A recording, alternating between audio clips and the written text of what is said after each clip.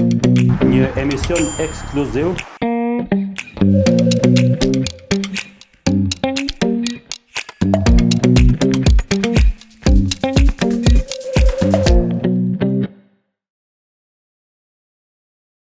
Ky emision përkrohet nga Bira Belge, Install Engineering, Toni Kompani, Aeroklima.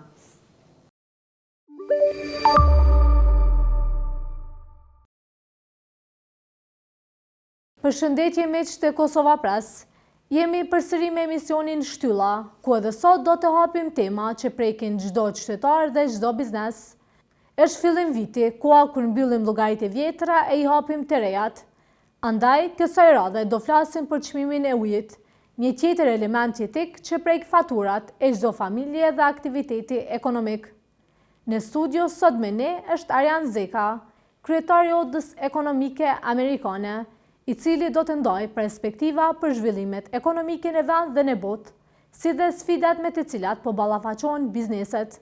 Natyrisht, storjet e suksesit nuk do të mungojnë, për të treguar se sfidat e mundshme mund të kthehen në mundësi të jashtëzakonshme. E krejt në fund, e kemi edhe rubrikën e rregullt, dedikuar një gruaje të suksesshme në profesion e në shoqëri. Për fillim I ndjekim titujt kryesor.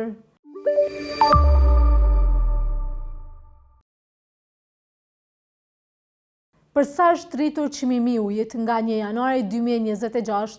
Po, çmimi I ujit dhe tarifat për shërbimet e ujësjellësit dhe kanalizimit janë rritur dhe kanë hyrë në fuqi që nga 1 janari 2026.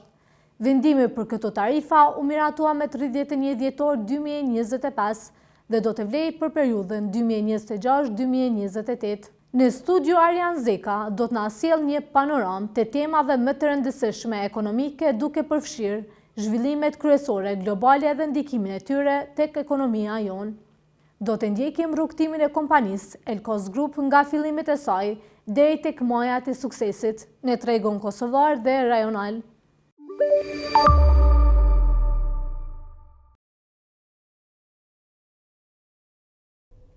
Qytetarët dhe bizneset në Kosovë po përballen me një valë shtrejtimesh të ujit për periudhën 2026-2028.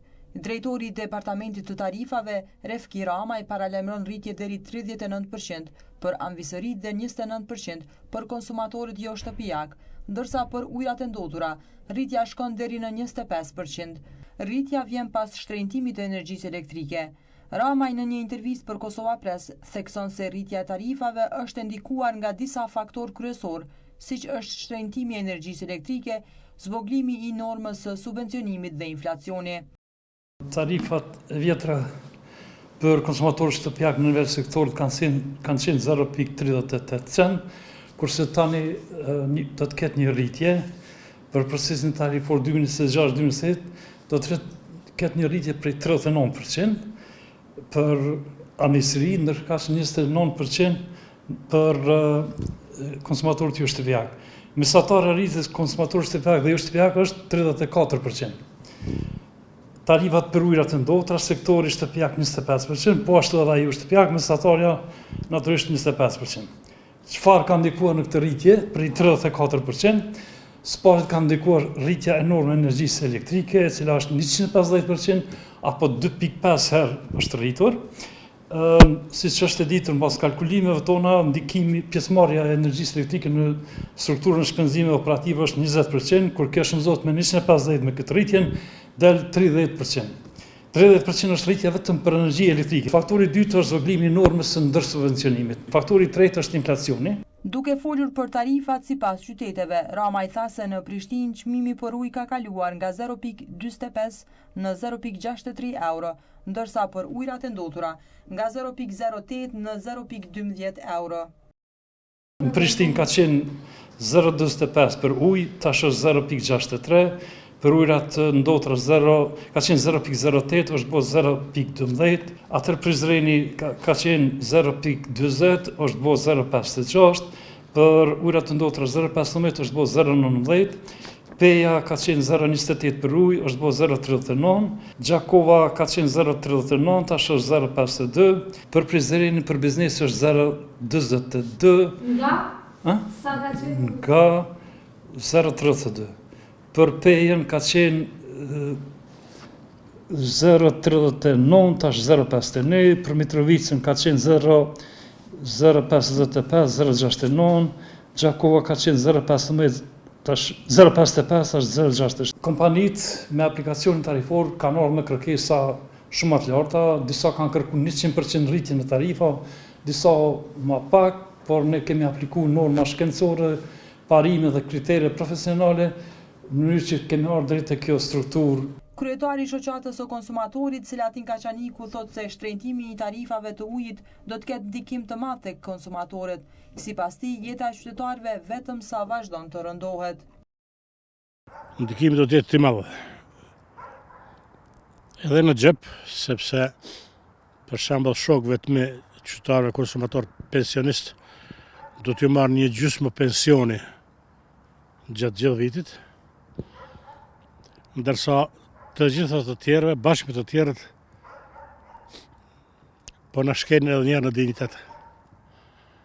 Sepse po harrohet qëllimisht, po harrohet se qytetari konsumator, si taksa paguese, zgjenorës kryesor i buxhetit, po nga ky buxhet ka investuar në këto asete të prodhimit të ujit edhe të furnizimit dhe të shpërthjellemi të mos merret parasysh fare kontributi jon, nuk është rrugë e mirë, nuk përshfaq një kulturë, nuk përshfaq një identitet, nuk përshfaq një etikë ose moral pune.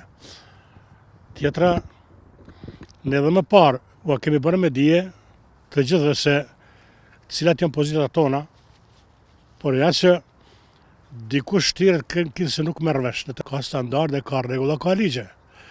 Dhe ai që nxjerr bidat e ligje të reja, ai duhet fillimisht na bëj me dije dhe desh duhet të na pyet a po dojmë as po dojmë, a bën ose nuk bën. Dhe çdo vjet kjo po përsëritet, vërtet çdo 2-3 vjet e njëjta po përsëritet dhe nuk ndërmerr masa as qeveria. Ndërkaq kryetari i Odës së Hotelerisë dhe Turizmit Kosovës, Hysen Sogojeva, paralajmëron se rritja e tarifave rëndon mbi sektorin hotelier dhe turistik që ende po përpiqet të rimkëmbët nga pasojat e pandemisë. Madje nuk përjashton edhe mundësinë e mbylljes së disa bizneseve. Si çdo veprimtari, do thotë veçmas në veprimtari hoteliere dhe turistike, do thotë edhe ashtu nuk e kanë gjendjen e mirë, themi, të funksionimit, pavarësisht që jo merr gata, jo atje pe bujnë ka pak vetëm pe lehtësojnë, megjithatë ata ende pe pandemisë deri më sot ende nuk janë kfill, ende janë të munduar me qëndruar në kom. Prandaj çdo shtajtje, pavarësisht ai ujë të rrymë sa çka do që vjen, ajo është një barë e rëndë për ta. Edhe ashtu kemi paralajmime të disa bizneseve që ndoshta nuk mund me zhvillu aktivitetin për shkak kushteve që shteti, bile shteti nuk është ka veprën.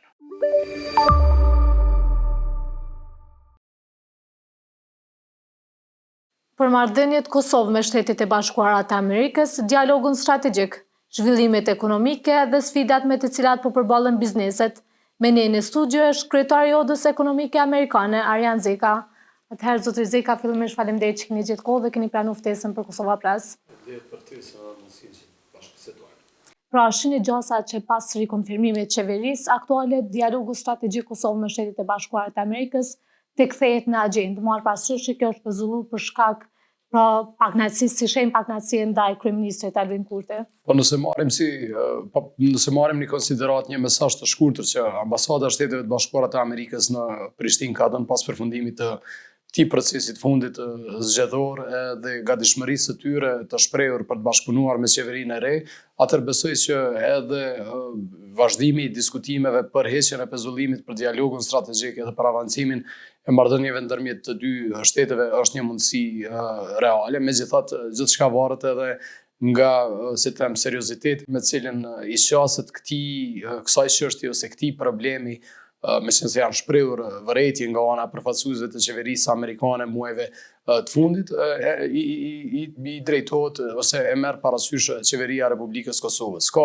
shumë gjëra të cilat janë thënë në mënyrë goxha të qartë, janë veprimet e pakoordinuara të qeverisë Kosovës me aleatet strategjik, përfshirë edhe Shtetet e Bashkuara të Amerikës njësër vendimesh të njëanshme të cilat kanë shkaktuar edhe tensione të brendshme, po natyrisht edhe në raport me këtë aleat strategjik, edhe siç e thash, çka varet edhe nga serioziteti me cilin i qaset kësaj që është qeveria e Kosovës në këtë rast. Pra, kur jemi tek Shtetet e Bashkuara të Amerikës, si qëndron raporti i Kosovës me SHBA-t? Besoj që për te asaj që është thënë ndoshta edhe publikisht nga ana e përfaqësuesve të qeverisë amerikane dhe përfaqësuesve amerikan që shërbejnë në Republikën e Kosovës, nuk ka diçka tjetër që mund të thuhet. Cilësia e raporteve është përkeqësuar përgjatë viteve të fundit, edhe kjo krye kput për shkak të, siç e thash më herët, veprimeve të njëanshme të pakoordinuara të qeverisë së Republikës Kosovës edhe me aleatët amerikanë, në këtë rast edhe me aleatët e tjerë nga shtetet anëtare të Bashkimit Evropian. Megjithatë, Kosova mbetet njëri prej aleatëve më të rëndësishëm strategjik të Shteteve të Bashkuara të Amerikës, ashtu siç mbesen edhe Shtetet e Bashkuara të Amerikës, aleati më i rëndësishëm strategjik që Kosova ka pasur në këto disa dekada të fundit.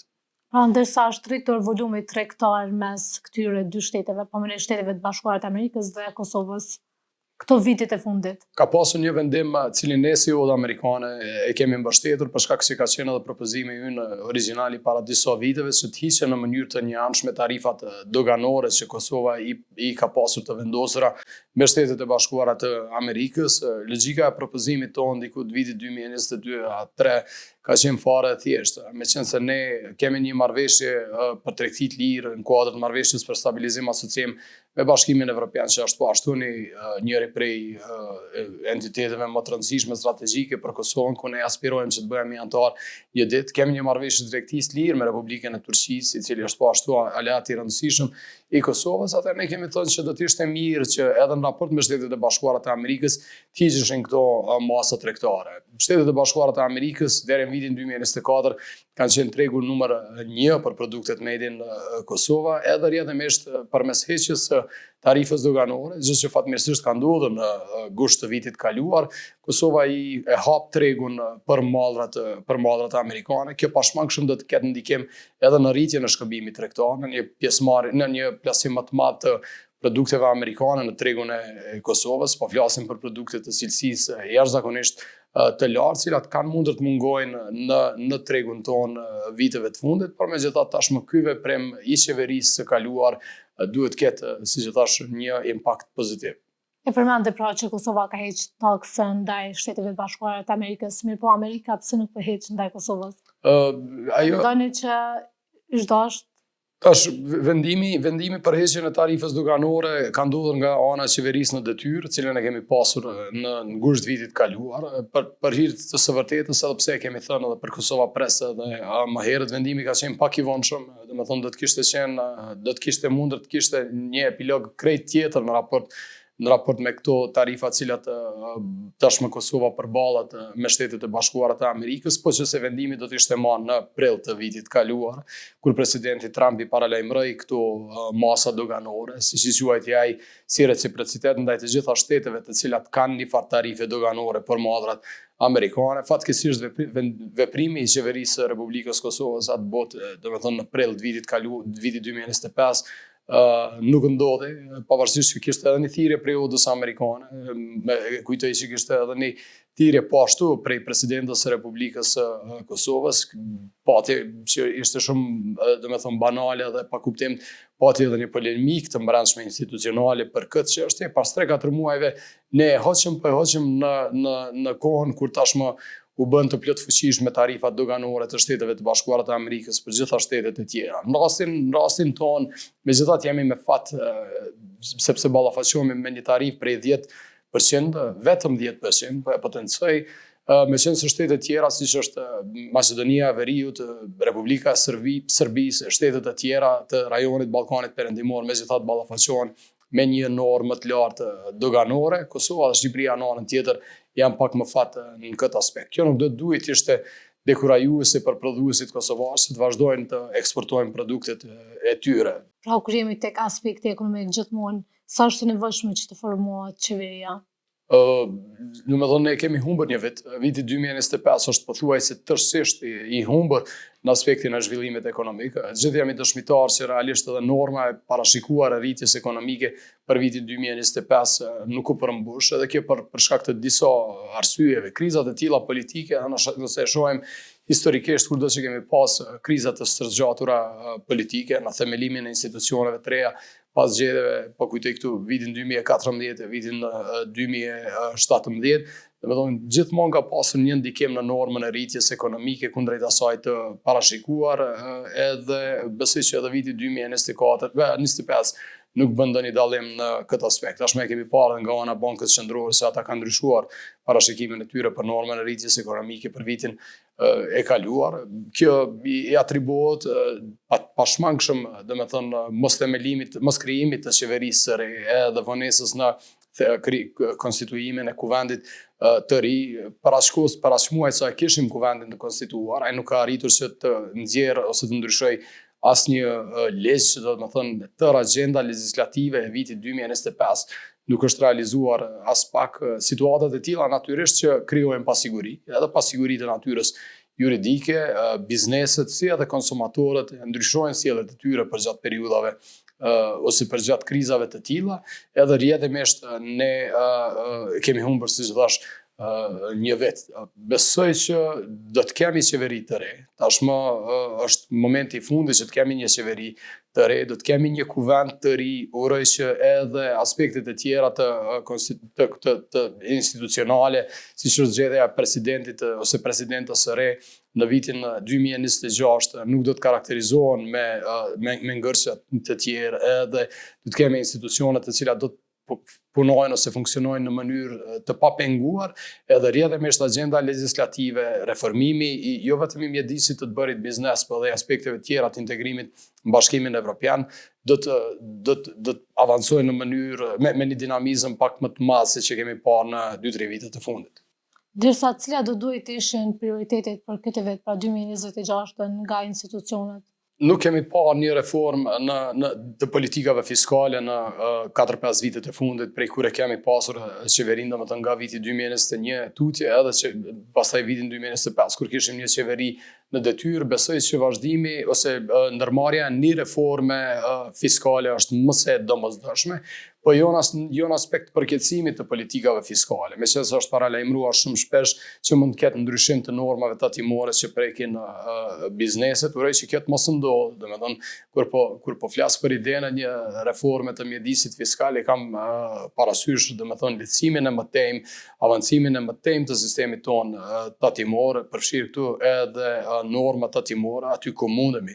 Domethënë ka shumë çka që janë dhënë si rekomandime nga ana e asociacioneve të bizneseve, përfaqësuesve të sektorit privat në vend, domethënë mund të ketë si them lehtësira në aspektin e tatimit mbi vlerën e shtuar për sektor të saktuar, përfshirë edhe sektorin e mikpritjes ose hotelierisë. Kosova mund bëhet një destinacion i rëndësishëm për tërheqjen e turistëve, edhe rrjedhimisht një reformë fiskale në këtë industri do të ishte më se e domosdoshme. Tjetër është domethënë zhvillimi i fuqisë punëtore, një prej brengave më të mëdha që ndërmarrjet e sektorit privat në vend kanë pasur për gati një dekadë, domethënë është edhe disponueshmëria e fuqisë punëtore, po natyrisht edhe ajo që ne e quajmë domethënë bashllëku i shkatësive të punës, ndërlidhja ndërmjet kërkesës edhe ofertës në tregun e punës. Anën tjetër, si qëndron importi dhe eksporti në përgjithësi? Domethënë, po thellohet edhe më tej deficiti tregtar, është fatkeqësi, meqense krahasimet të tilla, ne mezi domethënë eksportet e Kosovës mezi mbulojnë importet me një normë prej më pak se 15%, domethënë sidomos gjatë vitit 2025. Kjo është fatkeqësi, meqense krahasimet e tilla nuk mund bëhen me periudhën kur ne kishim domethënë industri brisht në vend. Domethënë kishim një sektor të prodhimit që kishte dalë nga lufta gati i shkatruar në tërësi, megjithatë ka pas zhvillime goxha të mëdha në 10 vitet e fundit. Kjo edhe fal të atyre reformave fiskale të cilat i përmenda, pakoja fiskale 1, pakoja fiskale 2, të cilat patën sjell disa arisi, disa lehtësira për prodhuesit vendor. Tash të kthehemi domethënë përjetojmë një thellim të deficitit të tillë tregtar në vitin 2025, pas gjitha atyre zhvillimeve në aspektin industrial, vendit është lajmi më i keq cilin mund ta kemi, domethënë një pjesë ose një arsye mbrapa kësaj është pashmangshëm edhe masa të cilat i ka zbatuar qeveria e Republikës Kosovës, edhe kjo detyrë, domethënë gjatë vitit 2025, cilat ndikojnë pashmangshëm në rritjen e importit. Edhe këto janë, domethënë këto subvencionet e shpejta të njëhershme, të cilat janë dhënë për student ose për segmentet të tjera të popullsisë, cilat kanë përfunduar në konsum e në një situatë tillë kur ne me zimbulojmë, si që thash, importet me 15%, ose eksportet tona me zimbulojnë importet me 15%, atëherë është fare lehtë vim në konkluzion që gjitha këto mjetet cilat janë ndarë kanë përfunduar jashtë vendit për mallrat e importuara. Pra, ju si odë ekonomike amerikane, a keni pasur ankesa nga bizneset që përfaqësonin lehtësimin e të bërit biznes? Cilat kanë qenë ato disa me konkret? Ankesat disa prej cilave i përmenda natyrisht kanë bëjnë me fuqinë punëtore, po gjatë vitit 2025 ankesa më e shprehur ka qenë ajo për ngritjen e tarifave të energjisë elektrike si pasojë e liberalizimit të tregut të energjisë, një vendim cilin edhe ne si odë ekonomike amerikane dhe asociacionet e tjera të biznesit e kishim kontestuar, jo në aspektin që nuk e kuptonim rëndësinë e liberalizimit të tregut, po më tepër për kohën kur kjo po ndodhte. Patëm paralajmëruar, domethënë po flas për muajt mars, prill, gati një vit prej këtij momenti, domethënë një vit më herët, se tarifat e energjisë do të 2-3 fishoheshin dhe këto vërejtje asnjëherë nuk u morën parasysh nga ana e përfaqësuesve të institucioneve, azyrës regulatorit të energjisë si institucion regulativ që rregullon tregun e energjisë, por natyrisht as nga ana e përfaqësuesve të institucioneve të vendit, madje shumë prej tyre po i akuzonin asociacionet e biznesit që ne po përhapnim lajme, urzeza, domethënë shumë më herët. Një aspekt tjetër cilin ne do ta rekomandojmë, edhe që ka qenë po ashtu shqetësim i bizneseve gjatë vitit 2025, ka qenë qasja në financa, domethënë vështirësimi i qasjes në financa, edhe uroj që qeveria ta merr pak ta kuptoj rëndësinë e investimeve kapitale, realizimit të gjitha investimeve kapitale, cilat do të parashihen me projekt me buxhet, me ligjin për buxhetin e vitit 2026, kurdo që ai të aprovohet. Investimet kapitale kanë efektin ndoshta më të madh multiplikativ në ekonomitë në zhvillim, siç është rasti me Republikën e Kosovës. Po kthehemi sërish tek investimet e huaj. Cilat janë sektorët më të lezetshëm për të investuar pra nga investimet e huaj? Sektori i energjisë pashmangshëm, domethënë sektori i përpunimit të ushqimit, sektori i përpunimit të drurit, edhe sektori i teknologjisë, informacionit ose ofrimit të shërbimeve. Edhe kjo për shkak të edhe për shkak të burimeve edhe natyrore dhe të tjera, edhe njerëzore, cilat vendi i ofron, kanë qenë ndoshta sektor të cilët asnjëherë nuk janë promovuar sa duhet nga ana e qeverive paraprake, me gjithë thirrjet cilat ne edhe të tjerët i kemi pasur. Domethënë Kosova ka burime të shumta të cilat do të ndikonin që ne të mos ishim importues të energjisë elektrike, po të ishim prodhues edhe rrjedhimisht të mbushim jo vetëm nevojat tona, por edhe të eksportonim sasi të mjaftueshme të energjisë elektrike. Ne si odë amerikane vazhdimisht e kemi mbështetur idenë e ndërtimit të një termocentrali të ri, i cili do të bazohej në thëngjell. Domethënë nëse ne kemi 1/5 e rezervave të përgjithshme të globit kur flasim për thëngjillin, atëherë është goxha e pakuptim që ne sot të importojmë ose të shpenzojmë qindra miliona euro brenda një viti në importin e energjisë elektrike, edhe ky aspekt i cili do të duhet ishte aspekti më lehtësues i zhvillimit të biznesit, edhe ndoshta ta bënte jetën e qytetarëve edhe më lehtë, realisht sot po bëhet aspekti më rëndues. Domethënë kosti i energjisë elektrike edhe për anvisrit, edhe për bizneset, domethënë është bërë papërballueshme për një vend i cili, siç e thash, flan në rezerva të thëngjillit. Do t'i kthehemi idesë son, domethënë të promovimit sërish të ndërtimit të kapaciteteve të reja energjetike, e cila do të kishin për bazë thëngjillin.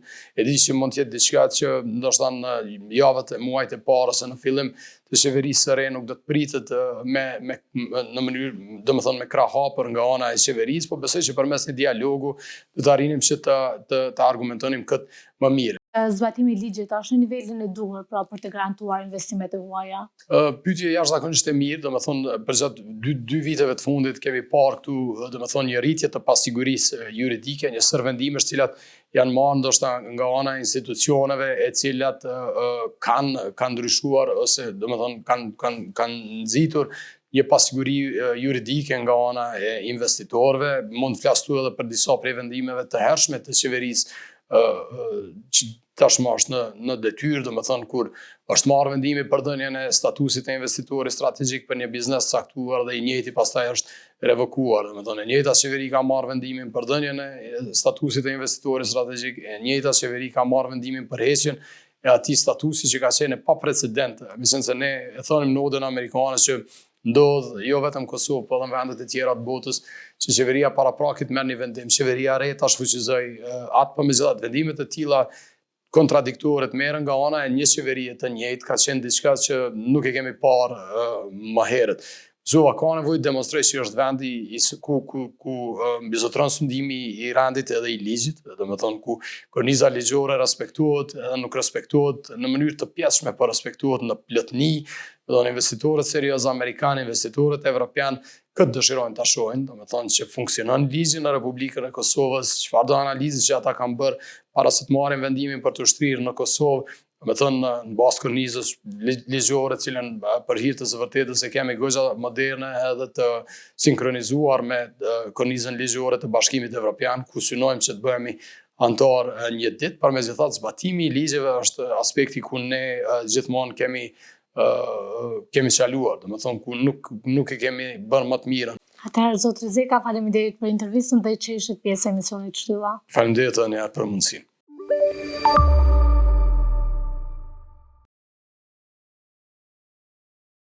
Pas intervistës do të zhvendosemi tek rubrika Momentum, ku këtë herë do të ndjekim historinë e pronarit të korporatës Ramiz Kelmendit, afaristit që ka sfiduar tregun dhe ka rritur sukses të qëndrueshëm.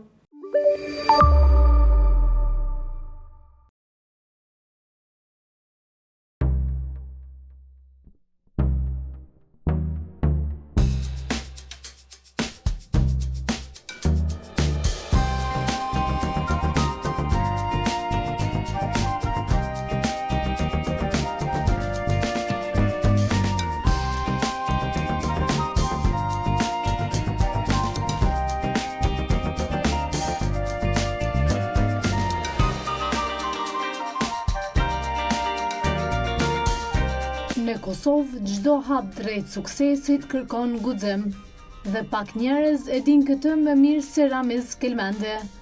Ai nuk filloi si milioner, nuk pati rrugë të shtruar me lehtësi, por një gjë dinte mirë, se dështimi nuk është opsion. Pronari i Elkos Group e di se për të arritur diçka të madhe, duhet të mësosh nga të tjerët, të punosh sipas rregullave dhe të mos trembësh nga sfidat. Sot, kompania e tij punson mbi 2000 njerëz. Çdo vend punë është një mundësi, një familje që gjen shpresë. Për Kelmendin, biznesi nuk është thjesht fitim, por edhe mundësi për të ndryshuar jetën e njerëzve rreth tij. Dhe gjithmonë duhet me pas parasysh që duhet me punu sipas rregullave, sipas literaturës që e kemi mësu në fakultet dhe literaturës që e lexojmë jashtë fakultetit, nga përvojat e njerëzve të suksesshëm, për arsye se aty mësohem dhe lexojmë që nuk kemi nevojë na me provu një dështim të dikujt, por bazohem në atë që ai dështim mos më na përsëri. Andaj suksesi është më i madhi dhe më i miri atëherë kur ki një synim të arritjes së një qëllimit dhe në kuadër të saj sjell dhe bashkëpunëtor të cilët të ndihmojnë për me t'i mbulu ato mungesa profesionale që i ka çdo kush, në mënyrë që rezultati me dalë i suksesshëm. Por rruga nuk ka qenë e lehtë. Konkurenca nga kompanitë të mëdha me qindra miliona konsumatorë është gjithmonë e pranishme. Megjithatë, afaristi Kelmendi investoi në stafin e tij dhe në prodhimet vendore.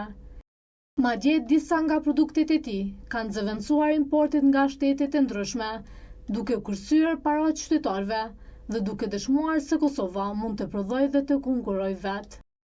Sikur në natyrë si një bim, ashtu dhe ne jemi, ne tentojmë me afinitetet ndryshme, duke afruar njerëz të suksesshëm, duke qenë në trend me kohën, me infrastrukturën elektronike, do thonë qenë me programe, me forma tjera, duke përcjellë çka po ndodh në tregun botnor dhe duke punu me një kujdes të shtuar në mënyrë që mos me mujt konkurenca me shkaktu dome të koncentrueshme. Mirë po duhet me kuptu dhe edhe qytetarët që ne kemi këtë 1.5 milion banorë. Dhe për të mbjetuar këtu, kemi shumë probleme kur në tregun tonë vinë kompani tregtare nga shtetet e fuqishme që kanë me qindra miliona banorë dhe kanë të shtrirë në regionin evropian që janë 300-400 milion banorë dhe fuqitë e tyre të furnizimeve, blerjeve dhe shitjeve i kanë shumë më të fuqishme se na. Dhe problem me mbjetu, por fatmirësisht konkurenca jashtme po heziton të vijë në Kosovë, të disa nuk ndrejshen e disa çështje legislative që ju garantojnë atyne veprim ekonomik pa ndikime të ndryshme politiko-juridike. Dhe po atë të në po krijojnë për potenciali, po krijojnë punësim, po krijojnë hapësirë për prodhimet tona të arrini për niveli të zhvillimit dhe të prodhimit që pastaj të përgjigjen sfidave që vijnë nga konkurrentët e jashtëm. Ndërsa tregon edhe për sfidat e të qenit prodhues në Kosovë. Për me qenë prodhues në Kosovë nuk ka pas e lehtë. Mund të them që sa herë dëgjojmë në tubime elektorale, gjithmonë flitet për prodhimin, por mas po ku punohet për prodhimin. Se prodhimi nuk është për prodhues bukë. Ushqime, prodhimi është me prodhuve dhe produkte tjera që sjellin punësime dhe përfitime të njerëzve. Mungesa e bashkëpunimit të institucioneve me akterët ekonomik që sot janë në lojë dhe me ata të cilët motivuan që të futen e këtë lojën tonë të afarizmit, nuk sjell investime dhe krijimet të vendeve të punës të sektorit privat. Parasysh se në të gjitha vendet e botës mendohet cila veprimtari mund krijohet në Kosovë që punëson njerëz si ekonomie vogël në fshat. Se nëse punohet me ekonomi të vogla që ka shumë hapësirë, me 10.000 vende punë dhe familje mund të punësohen me një bashkëpunim të mirë në mes të sektorit privat ekzistus, i cili mund të krijoj hapësira për marrjen e prodhimeve nga ekonomitë familjare, se ekonomitë familjare gjithmonë janë më efikase, më të shpejta, më të sigurta dhe më funksionale. Kelmendi konfirmon se ka mira punëtor që thotë se paguhen mirë. Prapërsisht janë 2300 diku të punësum, për pagën më të madhe s'mund të flasim se të shemë, po ndikon keq. Por që e di që nuk ka pagë, nuk ka paga me vogël është 650 euro. Mesatarja cilët dikur është 850. E për gjithë ata që duan të ndjekun rrugën e tij, ai ka një mesazh. Milioner bosh atëherë kur nuk i ki mërzi ata që kanë kriju miliona. Ata që kanë kriju miliona nuk duhet të kemi mërzi. Nëse janë të paligjshëm janë institucionet, na nuk duhet me paragjyku, është i paligjshëm. Se paragjykimi ndodh në momenti kur ti nuk komunikon me ta. Pra ke ndërtu një paragjykim nga literatura e krijuar e Stalinit, e Leninit dhe të atyre që unë i kom provu ato politika, apo biseda dhe institucionet juridike, ligjore të cilët janë ata të cilët merren me sankcionimin e atyre që janë pasuru apo që punojnë në forma të ndryshme jo ligjore. Milionar bosh vetëm nëse rrin ose të janë milionera. Por që arrin që edhe familjen të ndërtojsh të fitoje diçka nga kjo edhe familjen për të cilën ti e vjen si andari i qeverisë ose i kuvendit. Sa flet edhe për prodhimet vendore, ai shprehet se ka shumë produkte vendore që kanë zënë vendin e tyre në treg. Për shembull, ky është një produkt e prodhuar në fabrikën tonë. Është një produkt i cili ka bën një zavendësim të drejtë për drejtë të produktet të importuar nga Serbia. Dhe i ka shkaktuar zvogëlim të shpenzimit të atyre produkteve nga Serbia i jashtëzakonishëm. Po kjo nuk o bo me forma politike, kjo o bo me forma të njoftuna të prodhimit, të tregtimit, të konsumimit, e jo me direkcione politike, e ka nxanë vendin e vetë.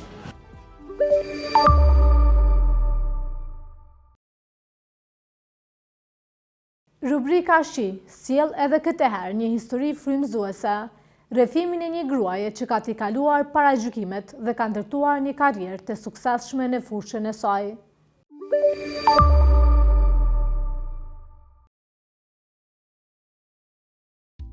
Në këtë atelje të mbushur me ngjyra, kujtime dhe emocione, çdo pikturë rrëfen një histori. Kjo është bota e Violet Goxha Hoxhës, artistës që prej gati 4 dekadash e shijon artin jo vetëm si profesion, por si mënyrë jetese.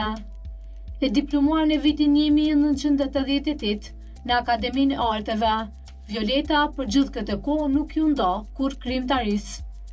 Krahas punës si piktore, ajo kontribuon për vite me radhë edhe si profesoreshe e artit, duke ndikuar dhe frymëzuar brezat e tërë nxënësësh. Për të, atelja dhe klasa kanë qenë gjithmonë dy hapësira ku është ndjerë njësoj, si në shtëpi. Por kjo rrugë për një grua, në dhe artiste nuk ka qenë as pak e lehtë. Lodhja, dyshimet dhe momentet e dëshpërimit kanë qenë të pranishme, por dorëzimi kur. Pikërisht këto qëndron edhe thelbi i suksesit të saj, guximi për të vazhduar dhe për të sfiduar veten çdo ditë. Me dekada punë pas vetës, Violeta Goxha Hoxha ka krijuar mijëra piktura. Vetëm në 3 vitet e fundit, numri i tyre ka lënë mbi 600 punime të formateve dhe masive të ndryshme. Në vitin 1988 kom diplomu në Akademinë e Arteve, drejtimi i pikturës. Edhe prej asaj kohe e ushtroj këtë profesion. Unë jam edhe piktore, po edhe profesoreshe artit, edhe në të njëjtën kohë i bëj të dyjat. Arti për mua nuk është vetëm profesion, po është edhe si një mënyrë jetese. Kështu që shumë mirë e gjej veten në të dyjat. Si gru, si non, si artiste, për mua nuk ka qenë lehtë, për shembull kjo rrugë. Ka pasur momente lodhje, dëshpërimi, mirë po, asnjëherë nuk mëj me thonë që ka pas dorëzim. E qëtu është ai suksesi i punës time. Kështu që une nuk dorëzona asnjëherë, se kom guxu. Do më thonë, e kom sfidu veten që une e bëj, edhe kom guxu. Në 88 kom diplomu, thash edhe njëherë. Edhe pre asaj kohe unë mirëna me këtë punim, unë nuk jom paragjyku.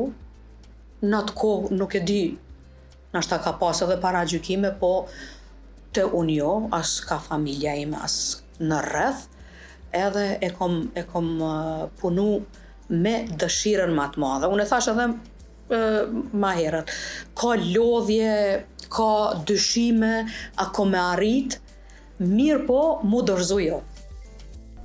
Me kalimin e viteve, numri i pikturave është rritur aq shumë sa është vështirë të numërohen. Ka mundësi me qindra, po gabimi që nuk e kom majtë kështu një evidencë, megjithse tash 3 vjet e kom një evidencë, po mëdhimet që nuk e kom prej fillimit kur ja kom nisë. ka ma shumë se 5-600. Për 30 të Po, muj me thonë mira. Me mallësi të mdhaja, të vogla. Unë përpara kom punu punime pak ma ndryshe, me tematika ma ndryshe, mirë po pas luftës ju kom kthy këtyne punimeve që i shihni ju sot, edhe ju më kthy në identitetin tonë. Kështu që më pëlqejnë shumë motivet me ku e paraqes gruaja, do më thonë gruaja për mua është si shtyll e familjes, edhe me gjithë shpirtin ju kam përkushtu këtyne punimeve të mia. Edhe e shoh që pëlqehen shumë. Po më pëlqen shumë se njerëzit janë vetëdisu sot që arti është mbi të gjitha. Edhe secili ka dëshirë mi pas një pikturë në dhomën e tyne, ose një pikturë që e dërgojnë si dhuratë. Do thotë nuk po dërgohen mo si përpara ëmbëlsira ose diçka tjetër, po sot te une po flas për te unë. Porosisin piktura, edhe u qojnë si dhuratë. Si këtu, po edhe jashtë vendit. Jo veç këtu te na, po edhe jashtë vendit i dërgojnë pikturat e mia si dhuratë. Pas luftës në Kosovë, arti i saj mori një drejtim edhe me të thellë identitar. Ajo ju kthye motiveve tradicionale, duke vendosur gruan në qendër të krijimtarisë. Për Violetën, gruaja është shtylla e familjes dhe e shoqërisë, një simbol force, qëndrueshmërie dhe dashurie. Pikërisht këto punime janë edhe me të pëlqyerat nga publiku, brenda dhe jashtë vendit. Çdo pikturë e saj është e punuar me emocion. Një nga më të dashurat për të është piktura Mbesat, ku ka shkrirë dashurinë e madhe për dy mbesat e saj, duke kthyer veprën me një pjesë të shpirtit të saj. E këto vepra kanë udhëtuar gjithandej globit. Secili punim, këtu që është, edhe që janë shit, te secili punim e kom ka një pjesë emocionit. Unë e di, te secili punim, kur e kom punu, kush ka qenë për shembull afër meje, çfarë problemi kom pas, ose ato emocionet të gjitha i paraqes në këto. Se një punim nuk mundet mu punu pa emocion, atëherë nuk është ajo art. Nuk jam unë vetvetja aty. Thash, të gjitha punimet kanë emocione, për ndryshe nuk kishin me qenë, nuk kisha me qenë unë vetvetja. Muj mi cek pikturën në Mbesat, se secila pikturë ka emrin. E vet, pikturën në Mbesat, i kom 2 mbesat e mia, të mdhajat, edhe kom punu me kënaqësinë më të madhe. Do më thonë, si të secila pikturë, mirë po, ajo është pjesë e trupit, kështu që edhe në këtë punim e kom shkrijat emocionin tam, edhe dashninë e madhe që e kom për mbesat e mia, po edhe në pikturë e kom paraqit atë ndjesin e mbrëndshme të temën aq shumë që i du. Pikturat e mia kanë shku në kretë botën, të janë nis pi Amerikës, deri në, muj me thonë, gjitha vendet e botës. Në ateljen time kanë ardhur shumë emra të njoftun, edhe studenta, edhe nxënësa, edhe gra, ambasadora kemi pas, kryetar të vendeve.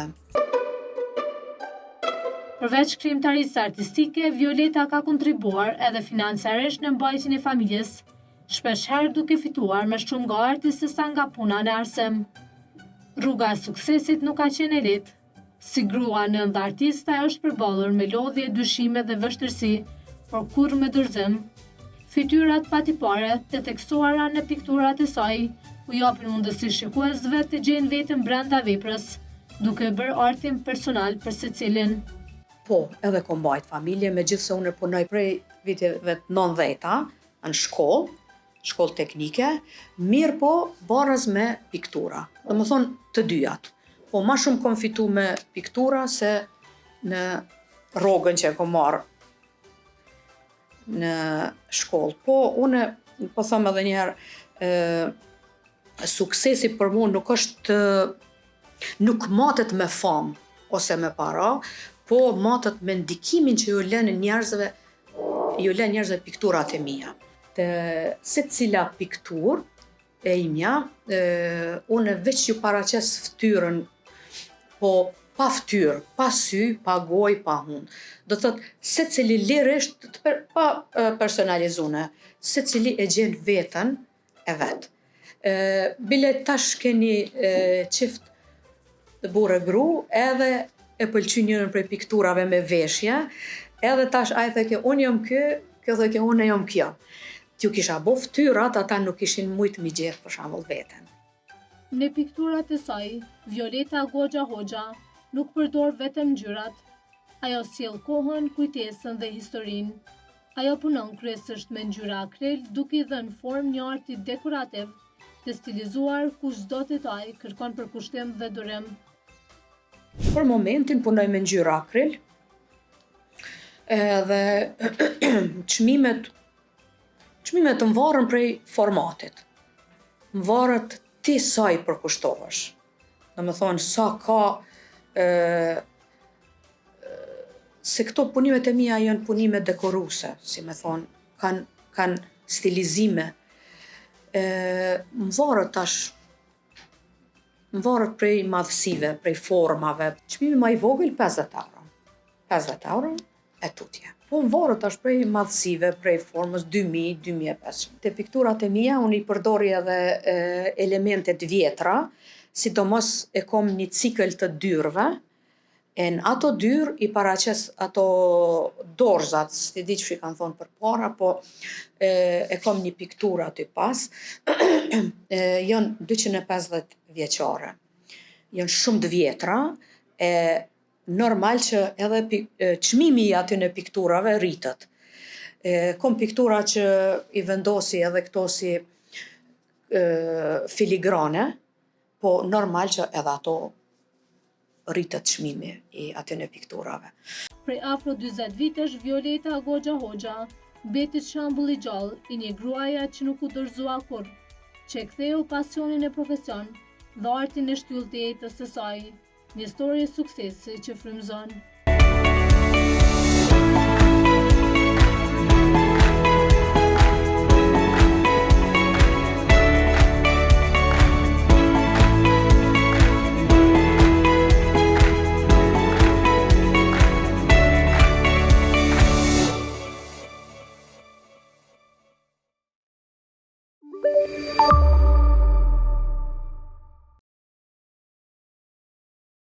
Edhe ky fillim vit ishte dinamik sa u përket zhvillimeve ekonomike në vend, rajon dhe botë. Në këtë segment do të bëjmë përmbledhjen javore të ngjarjeve më të rëndësishme të kësaj fushë.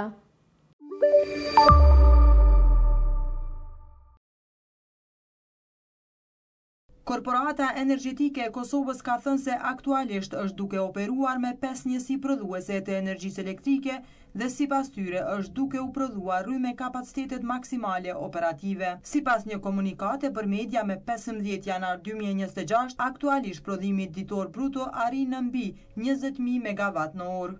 Më 13 janar 2026, operatori i sistemit transmisionit dhe tregut njoftoi për reduktime të energjisë me 13 dhe 14 janar në Kosovë, sipas tyre për shkak të diferencës së madhe ndërmjet nominimeve dhe konsumit real të energjisë elektrike. Shqipëria është vendi i parë në rajon, i 5-ti në Evropë dhe i 7-ti në botë për çmimin më të lartë të naftës. Në pikat e karburanteve 1 litër naftë kushton mesatarisht 170 lek, me kursin aktual të këmbimit $2.09. Në Ballkanin Perëndimor, në vendin e dytë, renditet Serbia me 1 litër naftë që shitet për rreth $1.92 në pikat e karburanteve. Krahasuar me Bosnjë-Hercegovinën, Maqedoninë e Veriut apo Kosovën, lënda djegëse në Shqipëri kushton gati 2 fish më shumë. Presidenti i SBA-s Donald Trump ka thënë se vendet që bëjnë biznes me Iranin do të përballen me një tarifë prej 25% për tregtinë që bëjnë me Amerikën. Kjo vjen ndërsa Irani pushtyn protestat antiqeveritare ku mijëra njerëz dyshohet se kanë vdekur, shkruan BBC, transmeton Kosova Press. Trump e ka përdorur kërcënimin e tarifave edhe më parë për të ushtruar presion mbi vendet. Ja çka dihet deri më tani. Çfarë dim për tarifën? jo një sasi e madhe, të hënën Trump postoi në Truth Social, duke hyrë në fuqi me njëherë, çdo vend që bën biznes me Republikën Islamike të Iranit do të paguajë një tarifë prej 25% për çdo biznes që bëhet me Shtetet e Bashkuara të Amerikës. Çmimet e arit arritën një nivel rekord të mërkurën, ndërsa pritjet u rritën për uljen e mundshme të normës së interesit nga rezerva federale e SBA-s. Ari u rrit me rreth 1% të hënën në një nivel rekord prej $4.633 për ons, duke arritur një pikë historike maksimale. Gjatë 12 muajve të fundit, çmimet e arit u rritën në rreth 70.7% për shkak të tensioneve tregtare dhe gjeopolitike, si dhe uljeve të normave të interesit nga banka qendrore, shkruan Anadolu Agency, transmeton Kosova Press. Argjendi gjithashtu u rrit me 3.1% në $89.53 për ons të mërkurën. Në 12 muajt e fundit, argjendi u rrit me mbi 180%.